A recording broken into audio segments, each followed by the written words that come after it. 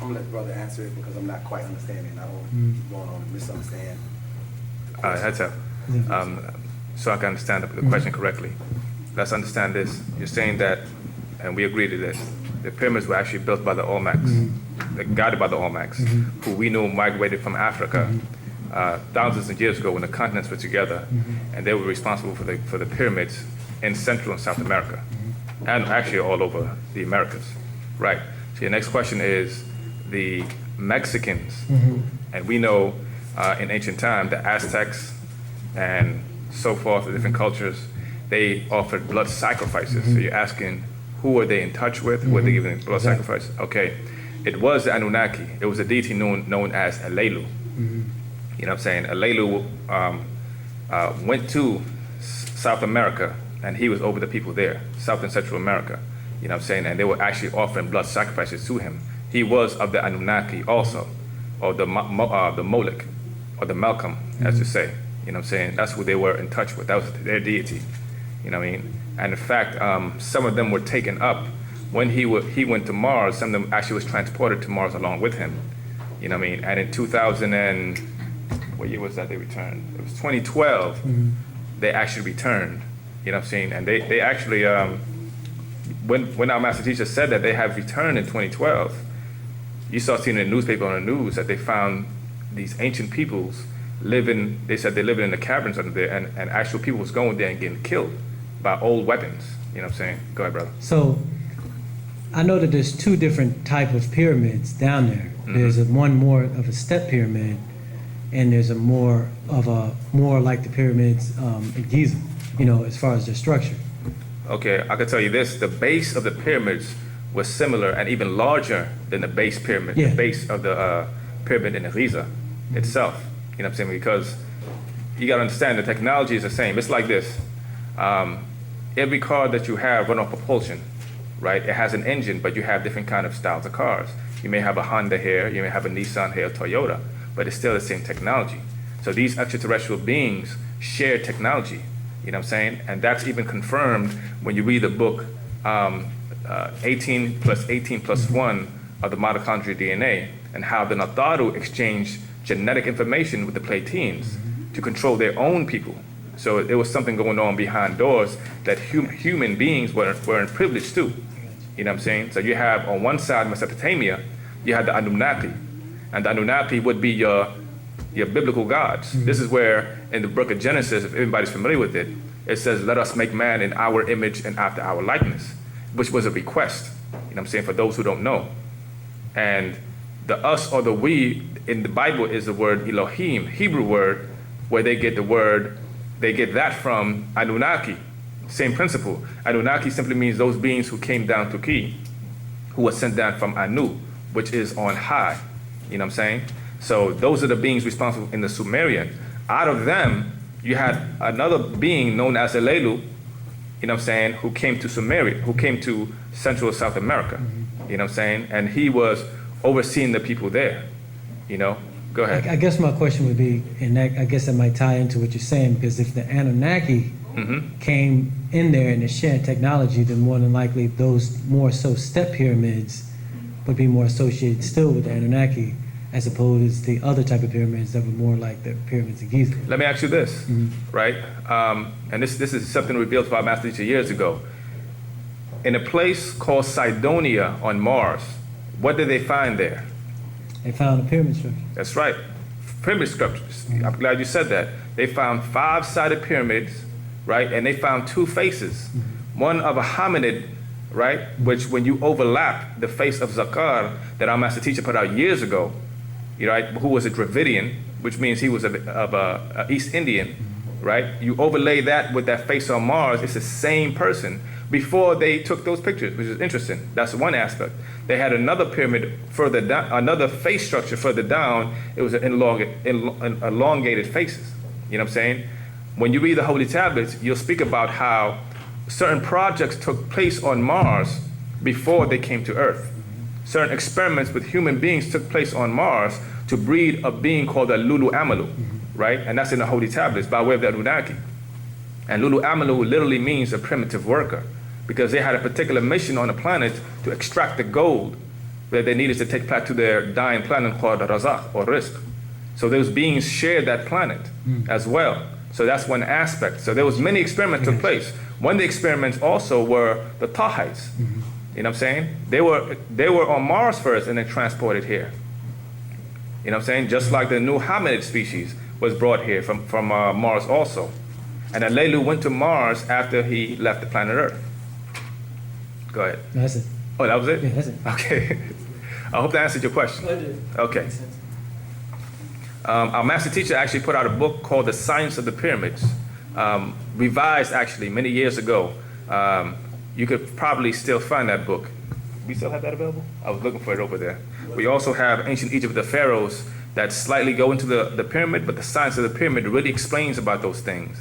You know, just like the ziggurats, those were towers of communication. The whole Babylon or Babel story was about that. It was about a tower, right? And that tower was utilized, right, to keep those particular people under a certain control. You know what I'm saying? It was emitting a certain kind of frequency. So there's a lot of books available that actually goes into that. Our master teacher is actually unraveling the mysteries and the connection between the Mesopotamians and the Africans, between the gods, because the whole thing was a conflict between the gods, and that was also a book put out many years ago. You know what I'm saying? Okay. Any more questions at this time?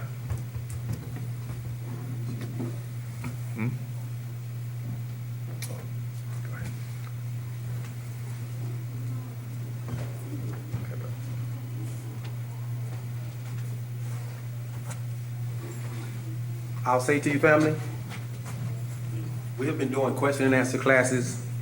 We as Nuwaupians, be it whatever title we were known as over the years of our various schools of learning, from the 70s all the way forward.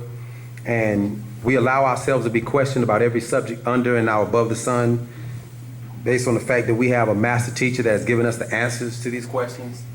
And we do and are doing, have been doing, what no other organization on the planet can dare do. They tried a few times, and then we showed up, and we asked them questions that they definitely couldn't answer. The question and answer classes, again, are designed to answer questions that have been unanswered since the beginning of time, and we ask in these question and answer classes that you all please bring paper and pen. We don't pass around a collection plate. We don't charge for the classes, yet we teach you all sciences of information that even at the universities and the colleges in this country and on this planet don't know the answers to. They don't. And we say bring paper and pen, which is very important. Please listen, because the most deceptive word in the English language is the word believe. Because the word believe, even the word believe itself, has the word lie in it. And what happens is, E-L-I, has the word lie in it. And the word belief means the acceptance of things that you do not know. And if you do not know something, then that's called ignorance. And the word ignorance means to ignore the facts. Ignore, ignorance. And if you're ignoring facts, then you're living a lie. And if you're living a lie, then hell awaits you. I say that because the word devil means a liar in wait. And what occurs is, our master teacher explained to us that in order to get us back home, we have to be brainwashed. Now that sounds somewhat like a contradiction, but anytime you wash your hands, wash your hair, wash your clothes, wash your car, anytime you wash anything, you take the dirt and filth off of it or out of it. So he said to us, for the last 6,000 years, you have been lied to. And because the devil, which means a liar in wait, was not welcome in heaven, and because the devil has implanted his lies into our heads, I have to brainwash you. I have to get all the lies out of your head, because you will not be welcome home with lies embedded in your soul. Again, your brain and your body's connected just like your mind and your soul. So I have to get all these lies out of your head, out of your soul. So when it's time to go back home, you, not being a devil anymore, will be welcomed. I say that because if you do not study to show thyself approved, or if you do not go and prove that that which we say to you is the truth, hence our master teacher coined the statement, don't believe me, check it out. And what occurs with that is, if you allow yourself to just simply believe what we're saying, and we could be telling you the truth, we could be telling you the facts, We could be lying to you, just like every other organization on the planet did. And to save your own soul from being lied to again, don't believe us. Check it out. So when we say to you, if asked about 3 different Jesuses in the Bible, from Genesis to Revelation, there's 3 distinct, different Jesus characters in the Bible. I don't mean I think they're different. I mean, I can show them to you and you will be like, dang, I never knew that. There's 3 distinct, different Jesuses in the Bible. Okay, I need you to write that down so you can go look in your Bible and your grandma's Bible, because you ain't gonna believe it. You think it's only in my Bible as if I wrote it. I need you to write those quotes down, and then don't believe us. Go check it out, and then you'll know. And according to Genesis, the very first attribute of a God is, now man and woman has become like God. He knows good from evil. We don't know anymore, and we have to get back into knowing. So our master teacher said, then I will teach you everything I know. 76 trillion years of information that will make you in his image, after his likeness. I will teach you to know again. And to escape from believing, you have to ask questions. And the answers that are given are not facts. The answers that are given are not truth. The answers that are given are answers. They're not truth or facts until you confirm them. You follow? But if you all sit here and not take notes, for you, not for us. Y'all see, we got books, pads, pen, we got it. We know what we're talking about. We do. But if you all sit here and just believe what we say, then you're going to turn pa-tarak, you're going to turn Wu-nuwaupu, you're going to turn the science of facts and truth, you're going to turn it into a religion to you, not to us. It's going to become a religion to you. You're going to believe us. You're going to believe that I am a preacher at some point. You're going to believe that he is a reverend at some point. You're going to believe that our master teacher is an imam at some point. At some point, you're going to start believing again and wind up in the same predicament that got us encased in religion, that got us encased in belief, that got us encased in lies. So you all make sure for the next class, you all bring paper and pen, so that when you say, okay, yeah, someone was saying something about the extraterrestrials are mentioned in the scriptures, and I mean, can you show me where that's at? Or someone said food for the gods. How do you know in the Bible they speak about tell them to eat people and that they eating flesh and blood sacrifice? Where's that at? You need to write that down so you can study it. Bring your Bible. Bring your Quran for the Muslims or that are in here, were in here. Bring your pads, your pens. Bring your information. If you got a question about a subject that you questioned, please bring those books in here and your pads and take down the notes. And then go back and study, because at some point you have to do for someone else what we are now doing our best to do for you, giving you the truth, proving the lie is a lie, not just saying, well, I don't believe it. Because if you ask a Muslim, Christian, Jew, Hebrew Israelite, Jehovah's Witness, and a devil worshiper who is God, all 6, 7, 8, 9, 10 of them, 15 of them will give you a different answer. So who's right? And of course the Christian gonna say she right because she believe it. The Muslim gonna say he right because he believe it. Say, ask a Muslim, ask any Christian, go to any Christian and say, is Jesus the begotten Son of God? They say, yes, John 3:16, for God so loved the world, he gave his only begotten Son. And you ask a Muslim, well, is Jesus the begotten Son of God? And then the Muslim will say, lam yalid, wa lam yulad, wa lam yakun lahu kufuwan ahad. That God begets not, nor is he begotten, and there's nothing like it unto him. So which one is right? Is Jesus the begotten Son of God, or is he not? And of course, they both gonna say they're right because they believe it. And then you ask both of them, can you prove the man ever existed? Well, yeah, the Bible says that no. Can you prove the Bible is authentic? And they believe all of this. We don't want you all to believe us. We really don't. Hence, we always coin the statement that our master teacher has said to us. Don't believe me. Check it out. I was present in a class where our master teacher was explaining to a young brother that asked them a question about a subject, and we were all outside, so there was no people that have pads, pens. Everybody didn't. Our master teacher teach randomly. We were outside building on a site, and all of a sudden, someone will say something. He'll say, you know that? And he'll start explaining it. And we don't have pad and pen, trying to write in the concrete while it's wet. Remembering what he say. And he'll answer something. And he was answering this young brother's question. And he said, don't believe me. Go check it out. And the brother said, no, I believe you. He said, I said, don't believe me. Check it out. That's how you got your ASS in the predicament you in now. Go check it out. Okay, back to the statement, family. Make sure you all bring paper and pen for each class so you don't believe us. Go check it out. All right, any questions yet still? Just step up to the mic, please, so you can be heard. Would appreciate it. We'll do our best. Okay, I've been in the doctrine since I was a little kid, and Okay. I don't deal with Wu-Wapians every day because I stay in Wu-Nuwaupu. I stay in Macon, Okay. So I drove all the way up here, to attend class today. Welcome, definitely. So I deal with a lot of Christians every day, especially on my job. Okay. And then when you explain to them, about the Mars thing and about 76 trillion years of information that the master teacher have, and they the question they ask me, Okay. were you there? You see, were you? So how would you know? Even though they say, even though I say, if you don't believe me, check it out. They be like, what does that mean? What am I supposed to do? Go to Google? Go to the library? How do I know these people are telling the truth? Right. You see, so I really don't know how to come back at that. So all I can do is just express divine love. Asking the same question. Okay. Here's what you do, and it helps deal with Christians all. I was born and raised a Muslim, so I debated Christians a lot. And then when I came across this doctrine back in the 80s, I started learning more and more, of course, and more and more. And our master teacher explained that being a master teacher, he said for every year that went by, he gave us 10 years worth of information. So That's since right. the 80s, That's right. You're right. 10 years of information he's been giving us. And Christianity is one of the ones that he just destroyed.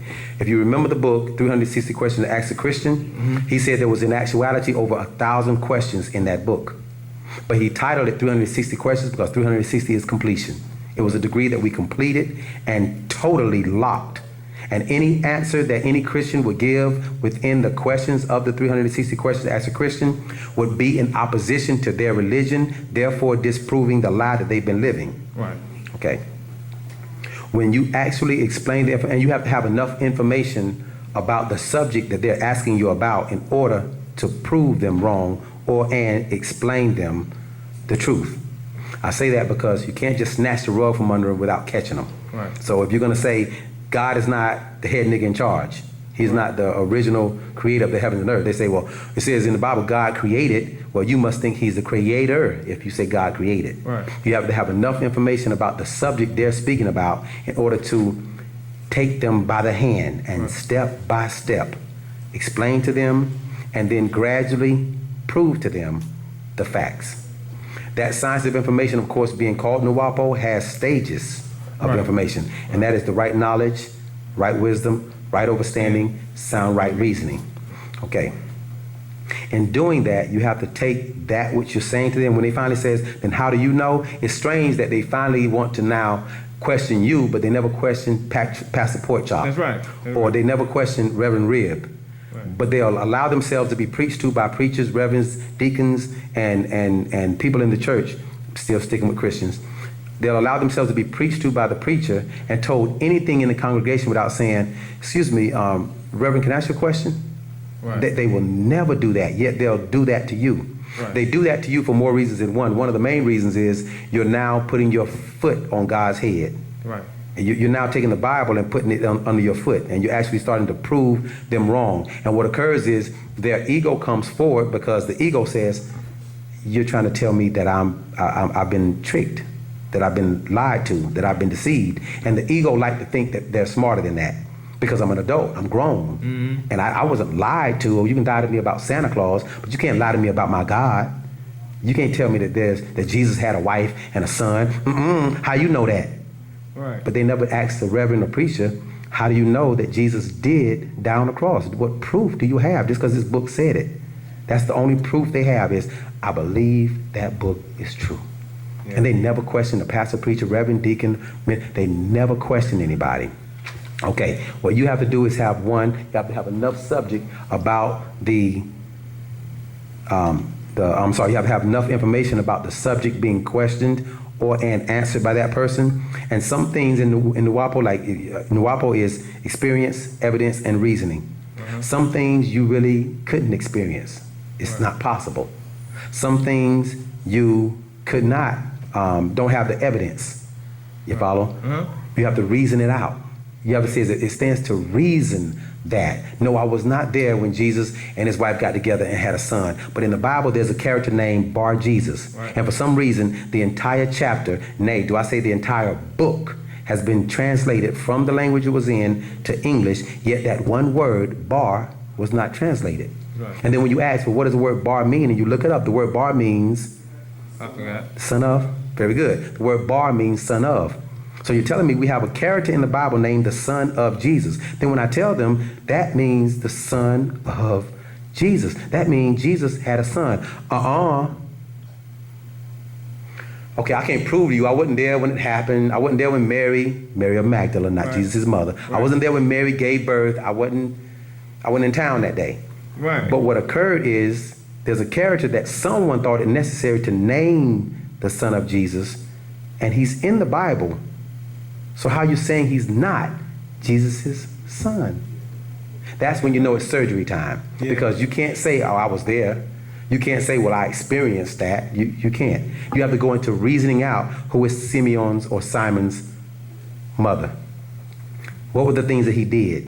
And then you have to go into the characters of things that took place in the Bible. Like, I'll give you an example. I was speaking with my uncle one time, and it was my uncle, two of my cousins, and my father, all in the same room. Mm-hmm. And we were speaking about various subjects, religious-wise. And all of them are Christians, go to the same church. My uncle was the reverend to that particular church. And various things I was explaining to my cousin that kept debating me. And so I stopped and attacked that one cousin, set him down. He didn't say nothing the whole rest of the evening. It baffled him. Yeah, Not gonna go into it, it's off subject. Then my other cousin, Doris, and my uncle was on each other's team. They back and forth trying to double team. Okay, I shut my cousin down. My father knew better. Not saying disrespectfully to my father. Right, I right, bowed to him. Right. You follow? But my father knew who I was because my father watched me from the 7th grade to the 12th grade bring home 1 and sometimes 2 Fs. Just couldn't get it right in high school. And it wasn't until 88 when I came across his doctrine, I almost didn't forget nothing I read in a book. And my father watched me learn Arabic. And he watched me read 7 days a week, all day, cutting the grass, washing dishes. Everything I did, I was reading. And he thought that was real odd for a child never to watch a football game, didn't want to go outside and play, never wanted to go to the this, never wanted to do that, just wanted to read. He thought that was strange. My father knew, don't debate that boy, he knows stuff. My uncle, out of total ignorance, just didn't know. And we're debating back and forth, and I'm letting my uncle know that Jesus did have a wife and a son. And he was saying, And of course, I went through the whole channels of the right knowledge, right wisdom, right understanding. We went through that whole process, and I was explaining to him in the Bible that it felt it necessary in the New Testament. I'm giving this as an example for you as far as your approach to Christians. Okay. They felt it necessary to mention the character Jesus in the Bible that came for your sins, my sins, and the sins of the world and salvation to the planet. But they stepped out of character and showed that Jesus attended a wedding. And they felt it necessary to mention the wedding in the Bible, but not mention the bride and groom at the wedding. As if the wedding is important, but the bride and groom was unimportant. Neither bride nor groom are mentioned. And we explained to him, I explained to my uncle that was the wedding of Jesus and Mary of Magdalene. And he said, well, no, it's not. I said, well, it has to be because when Jesus' mother identified that the wine was out, she went to Jesus and told him that the wine is empty. Why didn't she go to the groom, who is the caterer, the one that's throwing the party? Why didn't she go to the groom and say, excuse me, Mr., what's your name? Avion. Mr. Avion, we just ran out of wine. You the groom, you the one throwing the party. Why did she go to her son, Jesus? That's because it was his party. It was his wedding. And this is why he turned the water into wine, like, oh, damn, we out of wine. And like the comedians say, oh, we can't have no party without wine. Keep the party going. Make more wine, turn water into wine. Okay, I explained all that. I said, okay, Uncle still didn't see that. And then I explained to him a different way in addition. I said, okay, and I had to explain it to him. According to Judaic law, when a man dies, the woman, his wife particularly, has to come to the tomb to prepare the body for the burial because she has to bathe and prepare his body in frankincense and myrrh and use the eucalyptus leaves, place in the nose and anus, mouth, etc., and wrap the penis up with a tie, etc. There's a process. And likewise, if the man or woman, if he's married and she dies, he has to bathe her naked body and prepare her body for the burial. Same thing, use spices and frankincense and myrrh, etc. If the male or female is not married, then the mother, father, or the priest has to prepare the body for burial. That's Judaic law. Now they say Jesus is a Jew and he followed the Torah, being a Jew, because he said in Matthew 5:17, do not think that I have come to destroy the law I come not to destroy, but to fulfill, which means live in accordance to. That's right. So Jesus, being the Jew that he was, according to the New Testament, when Jesus died on the cross, they say the first person that came to the tomb that morning to prepare his body for the burial was Mary of Magdala. And according to the scriptures, and it says it, we can turn to it, don't believe me, we can check it out, I can pass the Bible around, and it's in there, I didn't write it. It says, and Mary of Magdala came to the tomb early that morning with spices. So the question becomes, why didn't Jesus' mother Mary come, and she was alive? Right. But why did Jesus' wife, Mary of Magdala, come? If she wasn't his wife, she had no business there. She wasn't his mother, she had no business there. Why did she come with spices? To prepare her husband's body for the burial. Now, as obvious as that sound to me and you, Right. he still didn't. So I said to my uncle, and this is a long ongoing thing, and I said to my uncle, according to the scriptures, Jesus said in Matthew 5:17, I did not come to destroy the law, but to fulfill. Well, the first law, according to ask any Ashkenazim Jew, ask any Hasidic Jew, how many laws are there in the Bible, in the Torah? And they will yield to you 613. First one being in Genesis 1st chapter 28th verse. And if you turn to it, the very first law in Genesis 1st chapter 28th verse says, be fruitful and multiply and refill the earth.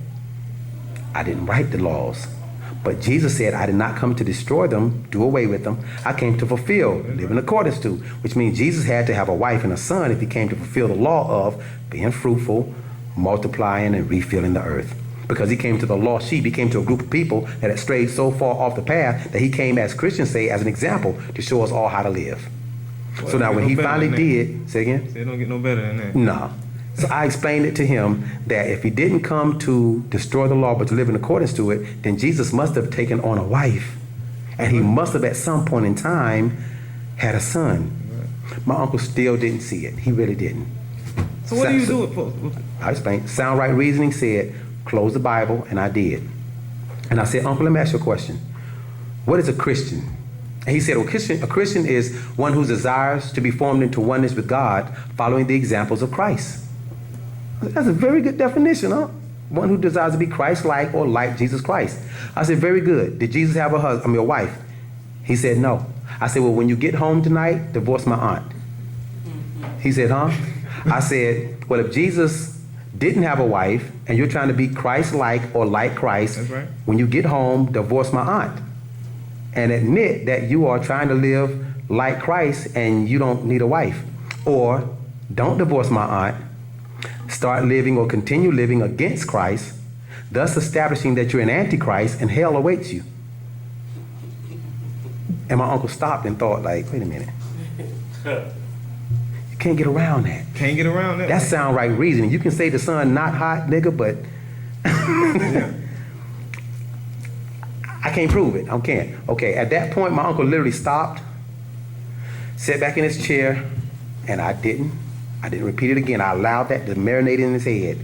And he literally said, wait a minute, show me that again. Wait a minute. I didn't see it like that. He didn't see it like that. Sometimes it takes being repetitious with them, as our master teacher, Right. being the most patient being on this planet, What to deal you with talking you, about?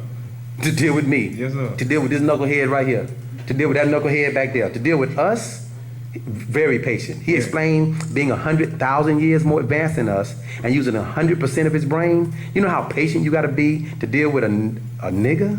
Yeah. I'm talking about like mind state that we were in, and then to deal with us with the mind state of using 7% of our brain with 93 left to be accessed. That's patience. patience. And as you notice from having read the books over the years, he's repetitious.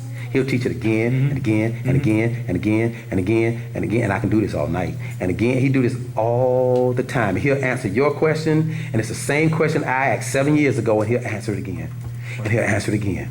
And he'll answer, okay, I said that because you have to likewise identify that you have to be patient with them. Right. Because that was Moses' mistake. Remember in Exodus 7:1, Moses became a god. And when Moses became a god, it says afterwards, being 360, being a god, that Moses couldn't walk with Melchizedek because of one thing. If you remember in the Quran, what was the one reason Moses couldn't walk with Melchizedek for? I don't know. Patience. As-sabur. Patience. You ever read the Quran? No. You haven't? Okay. In the Quran, there's an actual a story of Moses encountering Al-Khidr. In the Arabic, he's known as Al-Khidr, or the Green One. And he encounters Melchizedek, same character in the Bible that Christians call Melchizedek or the angel Michael or the angel Michael, is known as El-Kidr, the green one, in the Quran. And he encounters Melchizedek because Melchizedek is a 720 God, not a 360 twice. And as a result of him encountering him, he wanted to have that science, that knowledge, that basis of knowledge that El-Kidr had. And he said, I will teach you, but don't ask me nothing. You follow? You go to Quran and read it. I can explain it because it's a very nice story. But Moses, as they say, couldn't see the promised land. Moses couldn't walk with Melchizedek because he wasn't patient. Right. Okay. These people you have to identify, and I'm sure you have, they need surgery. That this is where? Oh, the names he's known as? Isn't that part? Okay. He the brother was showing me, he says, such as to replace where is that? I'll get the names because I'm still on the subject names. It says likum, for beloved. Sorry, I'm reading from Wu-Nuwaupu, which is one of the Patriarchs written by our master teacher. Right. Not sure if you've read it, but it says likum, my beloved Karadu, Wu-Nuwaupu, children of Nuwaupu. Our culture, the 9 ether deities who birthed all others. Nuwaupu, Nuwaupians, remember this story. It was recorded and re-recorded by others, yet, in fact, it is our own story. The names of the persons in this story were changed or removed, such as to replace the man. Reyemus, Dauhuti-mus, Sahuti-mus, Mus, who became Moses, Musa, M-U-W-S-A, or Musa, M-U-S-A. Even Moshe, Hapi Mus, Zahuti, or Zahutwi. Some call him Ningish Zida, Nachash, Zehuti, Galzu, Thoth, Melchizedek, Melchizedek, Nabi Khidr, Al-Kidr, and the green one. The other names in other cultures and religions. Those are the various names he's known by here. He says in other galaxies and in other planets, he's known by different names and in different titles, pronounced a different way. It depends on which galaxy you're in. The pronunciation changes. You follow? This particular character, Moses was unable to walk with because Moses wasn't patient. And in this day and time, it is very important because our master teacher explained to us that is the school of the masters. If you remember, Allah had 99 attributes. Right. And do you remember the 99th attribute? I don't. You know? Okay, the 99th attribute was as-sabur, patient. Spelled. He has ar-Rahman, ar-Rahim, al-Maliku, al-Sadusu, al-Qalamu, al-Mu'minu, al-Muhammadu, al-Azizu, al-Jabaru, al-Mutakabiru, etc. But he has 99 attributes. The very last attribute of this God of the Muslims named Allah is as-sabur, patient. And our master teacher asked us, why would that attribute be the last attribute of Allah? Why not the 1st, 2nd, 3rd, 4th, 18th, 23rd, 34th, 57th, 78th, 93rd? Why would it be the 99th one, the last one? He said, because you have to be patient until the end. And that's why patience, as-sabur, was the last attribute. He said, and the question is always, but damn, when is the end? He said, the answer to that is quite simple. Be patient. You'll find out. Right. So Moses just wasn't patient. Okay, in this day and time, our master teacher has asked us, be patient with him. I know the way out of this hell you have been living for 6,000 years. Walk with me. I am your guide. I'll take you home. Just be patient. I know what I'm doing, and he do. For those that have been stuck in this hell that we live, but we actually realizing like it's an actual blessing to actually know. I'm trying to think of another word, maybe a different, better word, because blessing sometimes is associated with religion / Christianity, but God dang it, man, it's a blessing. Because our master teacher actually told me one time, he saw me walking up on Kadesh, and he says, how you doing, old man?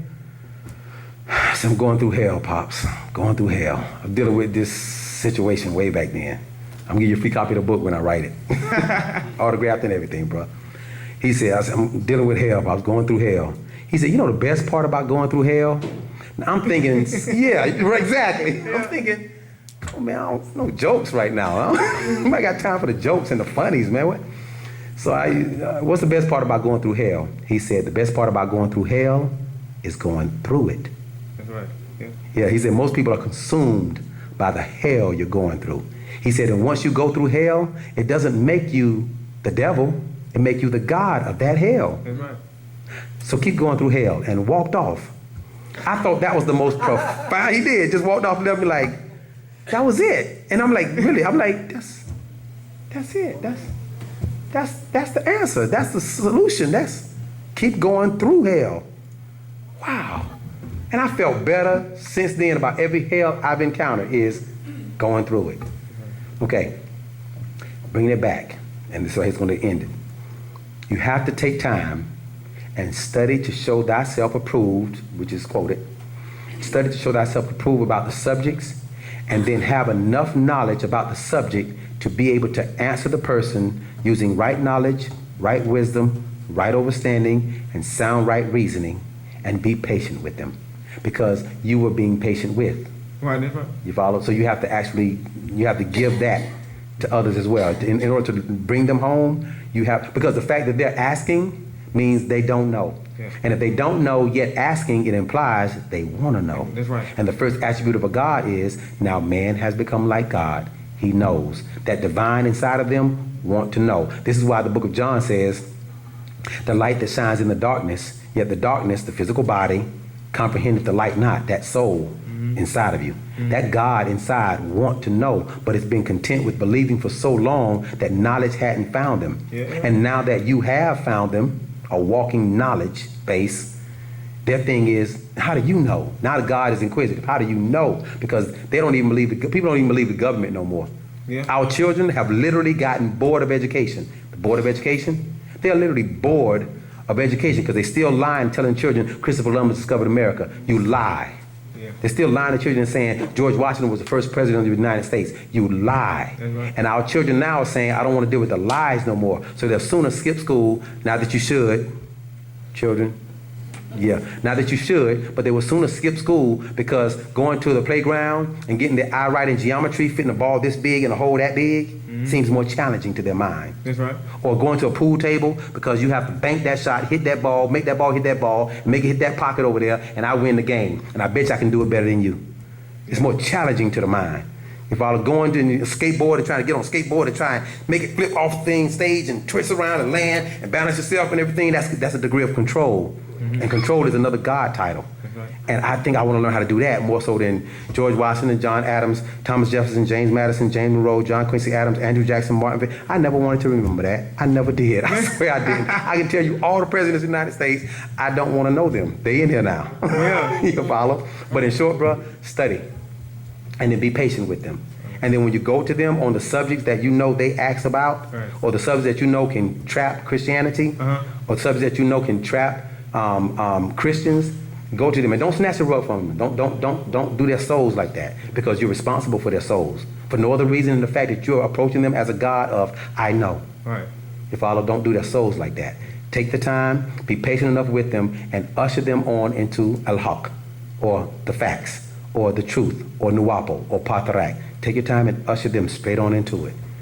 You follow? And I promise you, it will work because your intentions are right to do it. So it'll work. Tawu. Top one. All right, what's up? Any other questions? Hatep. Sure. I wanted to ask about the ringing in the ears.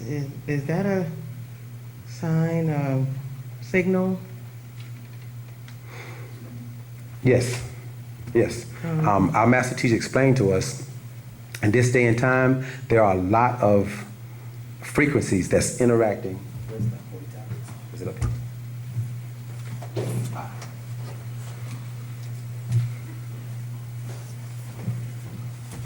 Our master teacher explained to us that there's a lot of frequencies that interacting within Earth's atmosphere now. Very similar to right now, you have different sounds that are occurring in this room, like one, my voice speaking. Someone might have a watch that tick-tock, tick-tock, tick-tock, tick-tock. He's probably breathing at a rhythm that is different than his, slash different than hers, slash different than yours. We don't quite hear it, but the candles over there have a flickering sound to it. If you got close, and I know you've probably heard a flickering candle before. Maybe the baby is breathing back there, murmuring at a certain rhythm. Brother back there listening to music maybe, different thing. You follow different sounds. We have light, which is also an energy that's vibrating in this room, and all this is happening at the same time. And if by chance we turn on a radio, we'd be able to pick up an FM frequency. And if we turn on the AM portion of that radio, we'd be able to pick up an AM frequency. And if we change the dial, we'd be able to pick up different frequencies on the chart. You follow, based on how that radio is going to pick them up and perceive them. Our master teacher explained to us that our hair is our antennas. He says, where in the Bible, if you remember, this is going back to your ringing, but I'm trying to give you a full-fledged of it. If you remember, he said to us that the stories in the Bible were not written to entertain us. They were written that we might learn from the past experiences and we'll know the oncoming future. You with me? But what happens is that we'll read the Bible and say that's a good story, hence the greatest story ever told. And we leave it at that, not knowing that that which happened is that which is going to happen. And in the Holy Tablets at the very end of all 19 chapters, he has it written, this is how it was recorded, this is how it will be. And we asked him about that. This is how he said, there's nothing new under the sun. The pendulum swings back and forth, and back and forth. It swings like that. And he said, this is why they can't think of a new pair of pants, can't think of a new shirt, can't think of a new car. They haven't thought of a new song yet. They can't think of anything new. Everything you look at is something you looked at last year, year before last, year before that, year before that, and I think the year before that. All the dances are the same, just no new dance, nothing, just can't think of nothing new. That ringing sound that you hear in your ear, our master teacher explained to us that we have parents that is waiting to communicate with us. And what happens is that we have a certain frequency that we are vibrating on, which is a very low frequency, and that frequency has to be brought up to a certain level. And it has to be brought up to a certain level because if they actually communicated with us on the frequency that we should be on, which is here, and we're here, he said that it could shatter our brain cells, turning us into a vegetable. Pretty similar like taking the tone that a person would sing and they would, and go real loud and shatter a glass. Okay, you can actually turn a person's brain into a vegetable by the wrong tone, the wrong pitch. Too much information or shut a computer down. You follow? Okay. He explained to us about that particular ringing that you hear in your ear. He said that's them trying to tune you into their frequency. And what happens is that if you take a radio station and go to it and turn the dial, you hear the static, the white noise. You hear the static and static and static and voice static, static, voice static, static, voice static, static, static, voice. And all of a sudden you get that one point in that dial when it says, this is 101.5 coming to you live from Atlanta, Georgia, downtown at Peachtree Street. We have this block party going on there, and all of a sudden you have this voice. And you're like, yeah, this is what I want to hear. And all of a sudden you got this music going on, and you're dancing, you're doing the dishes, and you listen to a voice speaking, music playing, and you got communication happening. He says that they're gradually, as they feel they need to, tuning you into their frequency so that they can communicate with you. He said, whenever you hear that sound, shh. Because one day that sound, that ringing in your ear, is going to be preempted by a voice telling you where to go, what to do, communicating with you. Don't be scared. It's your parents watching out for you. But they can't tune you into their frequency just like that. He says that it will really damage your brain cells. He said this is why he's explained to us about the need to speak Nuwaupu, our language. I don't know if you've seen you have the Nuwaupu book over there? The brother's going to show you what the front of our Nuwaupu book looks like. The brother here has one also. I'm sure the sister in the back has it on the table, so do your best, please, because we run out of them quick. Do your best to get a copy of the book from the sister on the back table. Listen, tell you. You funny. But this. Can you see that?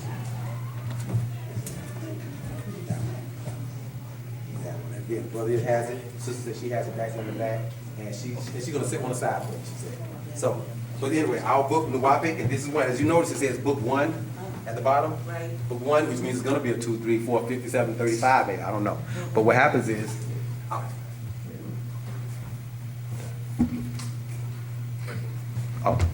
our master teacher explained to us that the tones and the frequencies of our of the American language is a very deceptive language, because in order to speak English, you have to lie to yourself. And I'm gonna give you an example, a very brief example. We're taught our English or American letters are starting from A, which have an A sound. A, apple, whole words. After, it starts with A. B, of course, ball, baby, bring, bag, buy. Starts with the B. Has a B sound, baby, bit. Then you get to the letter C. Very strange that you get to the letter C, which is the third letter, because everything on this planet is dealing with the third dimensional realm. Let me give you an example. You have everything is ABCs, 1, 2, 3s, person, places, and things, Mercury, Venus, Earth, Father, Son, and the Holy Ghost, hamburgers, French fries, soft drink, childhood, adulthood, elderly, 3 pyramids of Giza, 3 little pigs, 3 little bears, 3 blind mice, 3 musketeers. I can do this all night. It's funny when you finally get to the C, you have the letter C, sounds like C, E. And yet everything that starts with the letter C, like car, like carrot, like a cake, like come, like, work with me, cook, O-O-K, O-U-L, could, care, who, care. We can do this all day. It's funny when you get to the letter C that has a C sound, that every word you spell with the letter C has the K sound. They could have spelled car, K-A-R. You follow? And then you get to D, and then E, and then F. The letter F sounds like E, F. Yet the word F has the frequency, fake, F sound. And we can go on and on. You'll get to words like two. You have two, T-O, two, T-O-O, and you have two, T-W-O. Yet in the American language, there's no ooh, nowhere in the whole language. Why isn't there a two? Why couldn't this T-O-O, and we're talking O-O, makes the what sound? Ooh. So why is this not toe? That makes sense. I swear it do. Why is this toe? Well, the E is silent. Then why you put it on there? To deceive us. That's not my opinion. If you're saying it's silent, then we don't say it. If we don't say it, then why do we see it? Then we don't need it if we don't say it. But then I say that, then I'm now attacking, and I'm a bad guy. Well, our master teacher is now trying to teach us other than he's a cult member, leader, person, guy, kill him. Lock him up. You gotta stop him. So you finally get to this, there's no T-O. T-W-O, that's to. How would you all pronounce that? Whoa! Whew, I ain't the only crazy one. So everyone will pronounce this two. Why would we pronounce it two? Or for instance, you'll see the word like, forget that's a W, so that's a triple. Yeah. Or you'll see word like, this is a good one.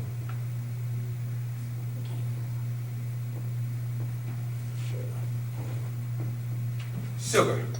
And we see sugar, and yet we see S-U-G-A-R, but still something inside of us say, shh.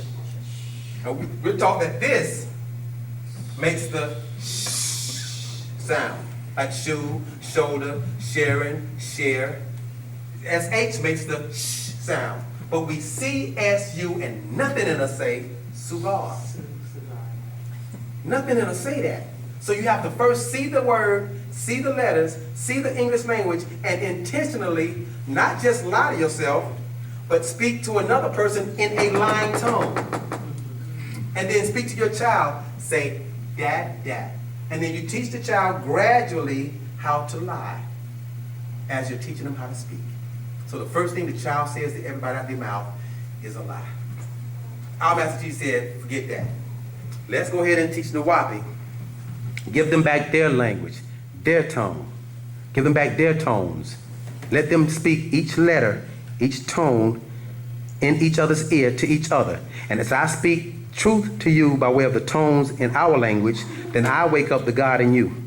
And as he speaks the truth to him in Nuwaupu, in his tones, it wakes up the God in him. And as I speak it to him, and as he speak it to her, and as she speak it to him, and as we speak it to each other, we hear the tones of truth and of facts that wakes up the God inside of us that actually responds or respawn. Like if you take a flower out of dirt and put it back in soil and cover the soil back up, the roots would have to respawn or respawn. Will the God inside of us would respawn or respond to who and what we are again. And then when our ancestors tune into the frequency that we're on with the right tone, with the right frequency, now you'll start hearing the voices. So it's a good thing that you hear the tone. It's not a bad thing. Just when you hear it, regardless of who's talking to you, they become secondary. Just shh and just listen. And you might hear a voice, you might not. That voice will tell you where to go, what to do, etc., etc. That's it. Sure they will.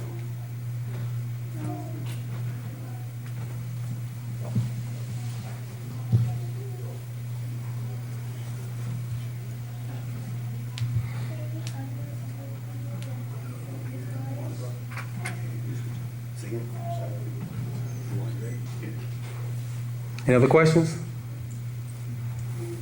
Welcome. Humbly pray. Okay, one moment. I'm going to pass the class on to my brother. Atum hutip emraye, atum raye. That's it. My question is about the golden child, Patarat. Yeah. I'm not sure which verse, but it was saying how Rehar Aket is found in the crystal that reflects different colors of light, and that each golden child is connected to the crystal and the different colors and can energize and de-energize at will. And I was wondering what that means. You said that's in the Golden Children? Golden child book. Is that back there? Go get it from me. Hold that.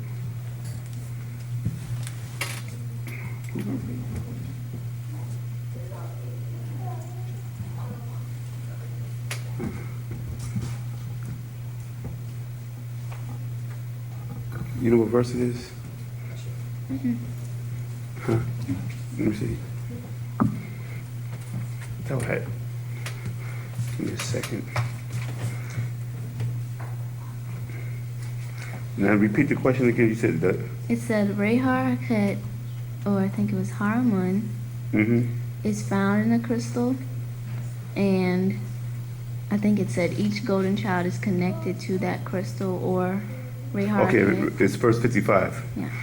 Rehar Aket Rayamon is in the crystal and reflect crystal light and light force, where the Zedi reflects green and others share the same reflection of heat, energy, force, vigor, activity, energetic, can energize or de-energize at will. Is a result of what color forces are you and what you become. With others, they can be transfigured, and as they speed up vibration, they transcend states of existence, resulting in interviewing the evolution of Homo sapien and the stars who planted the physical tree of evolution. It's an intervention in human genetic makeup to bring about new beings. A genetic upgrade in DNA from 46. By the crowd children, many now grown humanity experienced a quantum step in its evolution stage. Okay, let me see. Okay, so what's the question? What does that mean that, did it say, it said people, it didn't say golden children, but it said people are connected to the Alright. crystal? And what is, my main question is, what does it mean energized and de-energized at will? All right, let me break it down. This subject is very, it's not broad as you think it is. It's like really, I mean, it's really out there, meaning that what you call the Messiah in old Ansar doctrine, right? In Revelations, we talk about the Messiah shall come back in the spirit of his followers. This is one of the things the master teacher was breaking down when we was new in Islamic Hebrews. I don't know if you remember that, remember? Said the holy 40,000 in the lamb shall be like a bride's groom come together. But we know that the lamb they were talking about was plagiarized from the ancient teachings of Haru, or Har, or Horus. You know what I'm saying? And what happened is that when he ceased to exist in his physical form, when he died 1,000 years ago, they said that he will come back. Right. Right? That's talking about the second coming of Har. Right? You got to remember that when they talk about it was 46, they talk about the 46 chromosome or the 46, which is called the Har gene or genetics. You got to remember that we were in a different form. When they talk about crystals, they talk about the matrix of what we are, the oversoul before we became physical beings. You know what I'm saying? You crystallize. Just like the master teacher was saying that when you leave here on a craft in a physical form, right? They said they got your seat for you, and your seat only fits you. That's what they said. You gotta lose weight, but if you lose too much weight, you can't. And the seat's too big. You ain't gonna be able to be on the ship. And if you're too big, you can't fit it. You can't be on the ship. You gotta be just right for you, and no one else can sit on your seat but you. Feel me? So what happened is the master teacher said that when we go to the black hole or the vortex or the wormhole, you had to turn yourself inside out into a state of pure energy, right? And then when you get to the other side, they say you shall become like a crystal. When you go back to rest or wherever you had to come from. So when you're dealing with energized and de-energized, it's on the levels of you as an ethereal being or what level that you're vibrating on. This is why this tone ceremony is so important. You feel me? Because you got to tune yourself, right? And when you deal with your tune or tone, you vibrate on different frequencies of different vibrations. You feel what I'm saying? So when we talk about the crystal reflects crystal light and force, Zeddy represents green and others, right? Share the same reflection, heat, energy. This is all talk about dark matter, dark energy, but the different levels of vibration of existence. That's why in the book called Existence High and Wide, it was breaking down the different level of existence. We got caught so much in the physical sense, we didn't never really go into detail about the spiritual or the etheric sense of our existence, that we existed before we became physical. And we lived a different form of life, in a different life form. Mm-hmm. See, the only reason why we're using the word spirit, soul, ether is for lack of better words, because in our ancient Tamerlane we have words for it. But when you translate these words into English, there's no word for it. So they come with the closest word they can find, like spirit. The word spirit does not define what Ka is. Soul does not define what Ba is, and ether does not define what, what Akat is. You feel me? So the closest you can actually comprehend it is using those English words. But if someone is born speaking Wu-Nuwaupu from birth, then they'll have a better understanding of the words as opposed to the way we get it, because it's a form of the spell. You know what I'm saying? Mm-hmm. So the crystal, the golden children were etheric beings that was vibrating in another dimension of existence. So when they had to come here on this planet, in this physical form, they incarnated in what you call flesh. So that's when you're de-energizing. Oh, okay. Right. Because you're coming down from an energy state that you exist as pure energy in another existence realm. You feel me? Now you have to energize again to leave here. And this is what the tone ceremony is about, because you're not vibrating on your natural frequencies or tone like you did in ancient times. Huh? Yeah. Any other questions, ma'am? Okay, all right. Did I answer your question? Yes. Okay. And I have to restudy this again, because I missed that one right there. Huh? I'm glad she asked that question. Yeah, go ahead. Hi. Do you have any advice on meditation and how to tune in to frequencies through meditation? Yes, we do have those books, but you have to be part of the ancient Egyptian order to get it. Okay. A lot of these people here are already in the order. See, our master teacher is such a master, right? Like I said before, the different schools, he also mastered the mystic schools. You know what I'm saying? In the Ansar law community, we had a school called the Sons of the Green Light. You know what I'm saying? And the people there were called Sufis, or the word, Mutasawa. You know what I'm saying? And what happened is that was one of the main things in that order was meditation and concentration.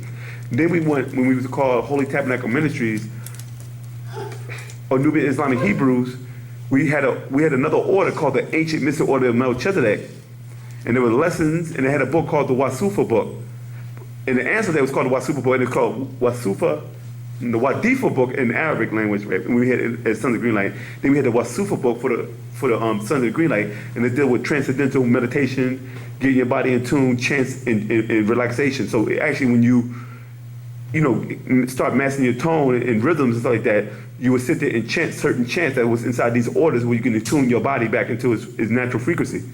Now that we're in the ancient Egyptian order, we have plenty of books that also talk about it. But I'll say the closest book, what would be the closest book that we had that's available to the public that talks about that? Huh? 18 frequency tone sound, yeah. A book called DNA Tone Sound Frequencies and vibration actually goes into detail of the science of the tones and stuff like that. But when you want to sit down and do it, we have things in ancient Egyptian order. You go to the table, talk to the sister, and she'll inform you about information about that. Okay. And what about lucid dreaming too? Do you guys have a book on that? No, we have a class on that. It was a tape out. It was called the Egyptian Ma'at, where the master teacher broke down about lucid dreaming. You know what I'm saying? Where a person, what happened is when you sit, when you're asleep, right? You wake up and you're walking around and you feel this heavy vibration, right? And you actually woke up and and then you start realizing I'm still asleep. What the master teacher said years ago, he said that you're actually before your body, your spirit returns to your body. You feel me? And you're stuck in between, you're stuck in between reality and the spiritual world. You know what I'm saying? Or the physical world and the spiritual world. And you're walking around as if you're physical, but you're not physical. This is your etheric self, right? And what happens is most of the time happens that you start panicking and you get scared. And what happens is when that adrenaline rushes up, it forces your body back instantaneously back into your body, and you wake up like, wait a minute, but I was just looking at the same stuff in the room. I know I was asleep, but I'm still looking at y'all like I was awoke, but I was out of it. And I said, I'm sitting here walking, looking at everybody, but I'm laying here asleep. Then I wake up like, wait a minute, it's impossible for me to dream this when this is already going on. So And that's what lucid dreaming is. Are you, what is that? Is that your mind replaying things that you experienced throughout the day, or is that No. a different Lucid dimension? dreaming is when, you didn't hear everything? I said your body, you wake up before your body, your spirit enters your body. Yeah, I know what lucid dreaming is. I'm Yeah. saying, what is a dream then? Oh, dream is like, as our master teacher, Padre Bad, had taught us over years ago, right? Mm-hmm. He said that you have two things. You have a dream and you have a vision, right? Mm-hmm. Vision is when you actually travel through the future to an event that happened, right? Mm-hmm. And then you come back and say, well, I saw this, I saw that, right? And then what happens is you forget all about it over the years, right? Then what happens, that event happened, and then you have a thing called deja vu. Like, this happened before. This is what happens in vision. When people see vision, it's like prophecies. You know what I mean? This is what the Christians call it, predictions. You feel me? But with a dream, as our master teacher said, that everything in the last 48 hours that you experience, right, is how you formulate dreams. Because you got to remember, our master teacher said years ago, if you read the book called Dr. Universe Computer, the master teacher said the human brain is like a computer, right? And it has a hard drive. And what happened is that because right now in 2013, life is totally different than 1970. They did have videos game back then, but they only had very little game. What it? Atari, 57, ColecoVision, stuff like that. And they had little games like ping pong, you go back and forth, and those games was just like pretty simple. Now you got games that look almost like movies. Like Halo and what's the other one? Grand Theft Auto 5 and all that stuff like that. You know what I'm saying? So what happened is, not only when you're playing video games, you're watching movies, you're on the internet, you're doing this, doing that. There's a lot of chaos going on, and your brain is taking in all this stuff. You know what I mean? And what happened is you only have so much storage in your brain, and what happened is there's a lot of stuff that you don't need. So what your brain does is start deleting stuff that's not unimportant to you. This is why, how old are you now? 24. Do you remember your first doll? My first what? Doll. First doll? Yeah. A little Doll bit. baby. Yeah. What color was the doll? It was black and it had long black hair. Oh yeah? What type of dress did it have on? I don't remember. It's don't like a remember? light color, maybe pink or white. Oh yeah, but how long ago was that? I was like 4 or 5. Okay, so we're going back, right? So I mean, we just time travel because you just went back there mentally time travel. This was the master teacher on how we time travel also by regression, right? So what happened is you went back. That means that doll meant something to you, right? The stuff that happened in that same week of that doll, the other thing that you have done besides playing with that doll, right? Can you remember that? Yeah. Because it was not important to you. So only certain feelings, emotions, and attachments are saved because they affected you emotionally, spiritually, and intricately, right? So you will store that in your memory. But stuff that like, look over here. Close your eyes. Now describe what you just saw. I saw an eye. I saw a picture of Dr. York. I saw some blue wings. Okay. I saw a board. Okay, to keep your eyes closed. Okay. Do you see the Z pillar? Did you see the chalkboard? Was it written on the chalkboard? Or how about the two chairs holding the chalkboard? How about the erasers? How about the markers? No. How about the carpet? What color is the carpet? Blue. Okay. What color is the dress the ladies got on? White. Okay. What color is the sun that's on one of the Sphinx's head? Yellow. Okay. Now open your eyes. It's not yellow, but you see all the detail on here? You couldn't remember. You remember the stuff that was more pointed out to you, right? But what happened is all this stuff right here that you saw goes into your subconscious mind. It's recorded, right? Because it didn't have effect on you. You just remember the scenery, right? But you don't get the details. Those details eventually get deleted later on because they're not being used. But now that you describe certain things, that goes into your memory bank for a long time, and then to the point it becomes unimportant to you, and it deletes through your dreams. This is how you ever seen a movie called Inception with Leonardo DiCaprio in them? Have anybody seen that movie before? In that movie, the girl was what was she, an architect or something? Where she was actually creating the landscapes, the buildings. This is what your dream does. Everything that you go on through life, right? Streets, signs, stuff that you like that's not important to you, you actually create this in a dream state. You create your own virtual world.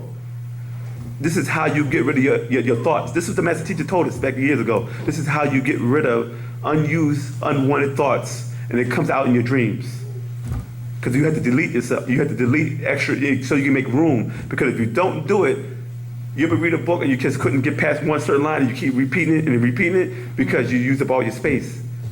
So now you had to go to bed, relax, delete, and the next thing you know, you're able to go through that process and be able to read what you need to read. Okay. And then one more question. I was wondering, when someone was talking about the years, when somebody added 2 years, July and June.